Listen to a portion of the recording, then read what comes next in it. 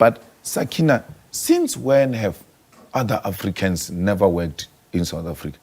Because this Johannesburg was founded by a Southern Africa, not South Africa. That's why the language Fanaka law exists. Because these people came from everywhere to come and mine this diamond that we're enjoying and gold we're enjoying today in Gauteng. So they met from Mozambique, they met from Malawi, they met from Zambia, Zimbabwe. They came together, they couldn't hear one another. They even developed a language called Fanagalo. Many South Africans believe that high numbers of African migrants in their country has somehow increased crimes, which means many illegal drug business sprinkling on the streets of some South African cities are being operated by other African migrants.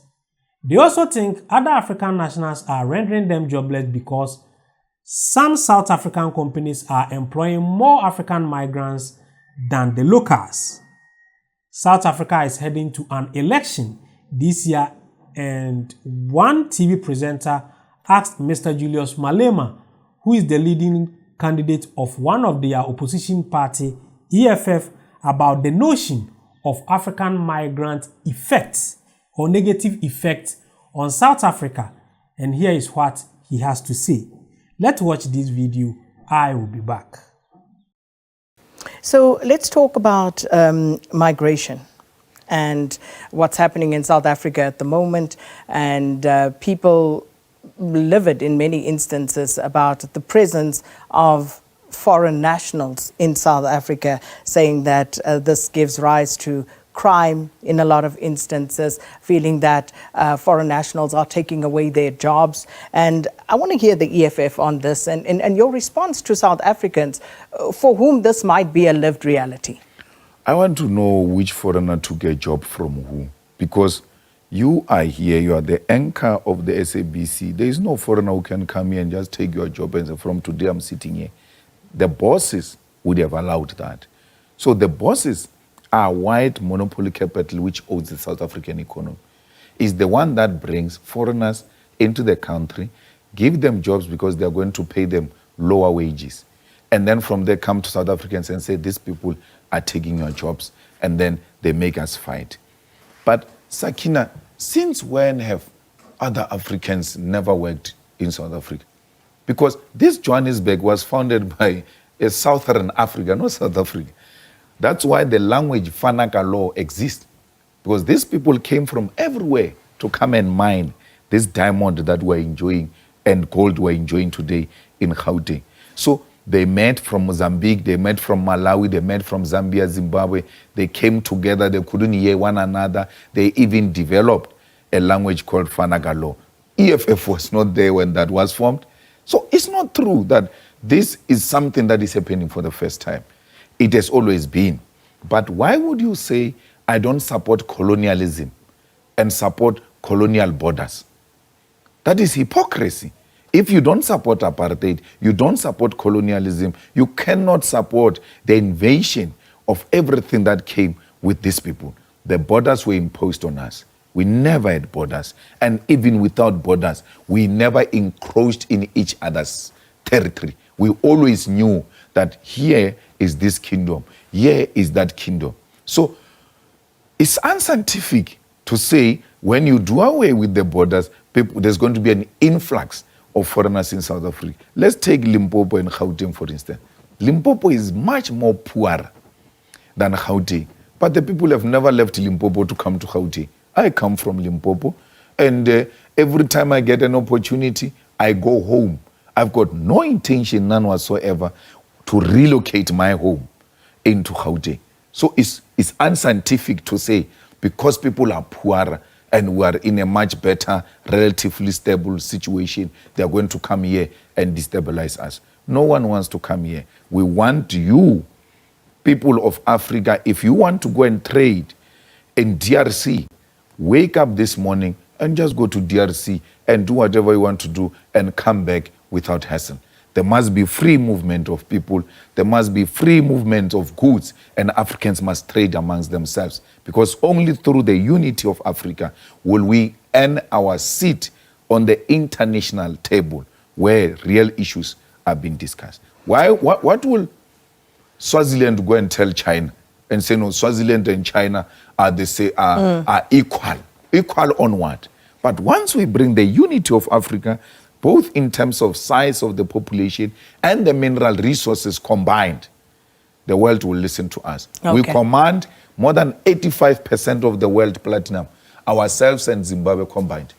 So we're running out of time very fast, but I quickly want to touch on the Gaza question and what's happening in Palestine, the EFF's view on this, and of course also South Africa's stance on the matter. Tell us in a minute or less, Mr. Malema. Well, South Africa is pretentious, the ANC is pretentious. We went to Israeli embassy and said we're going to close this embassy. We went to Parliament, put a motion immediately, and Parliament passed that motion.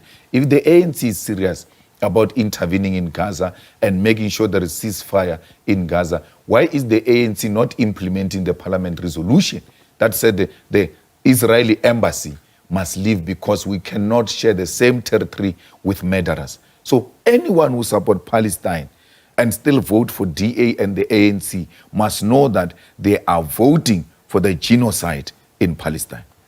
30 seconds. Why should people vote for the EFF?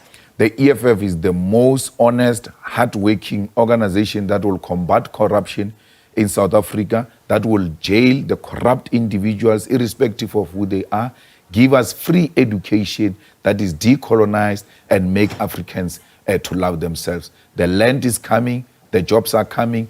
It is only the EFF that can stop load shedding in South Africa, and no one else has got capacity. The DA's government in Western Cape, they still load shedding. The ANC's government everywhere, there's load shedding because they've got no capacity to stop the load shedding. So that was Mr. Julius Malema dropping some gems when asked about the African migrant in South Africa. But I love his Pan-African spirit. For years, Mr. Malema has been talking against xenophobia in South Africa, and he's always preaching Pan-Africanism. He thinks borders across Africa should be removed. Mr. Malema thinks borders around Africa should be removed because it was created by the colonial masters, and it was more like divide and conquer.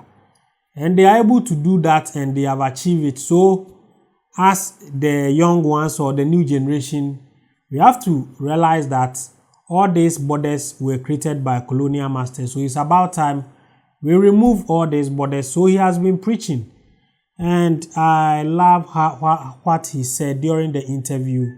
And I really wish he can win power for us to see the different side of Africa. I wish he win power so that we can experience now the whole Africa. There is a wind of change is blowing, and I wish one of our own Pan-African national, or like, let's say Pan-Africanists, win power so that we can experience his governance in our lifetime.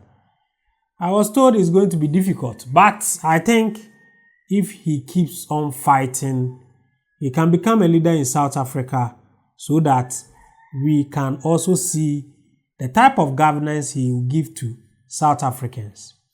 Please, you should join my Telegram group by going to my description box and click on the Telegram link.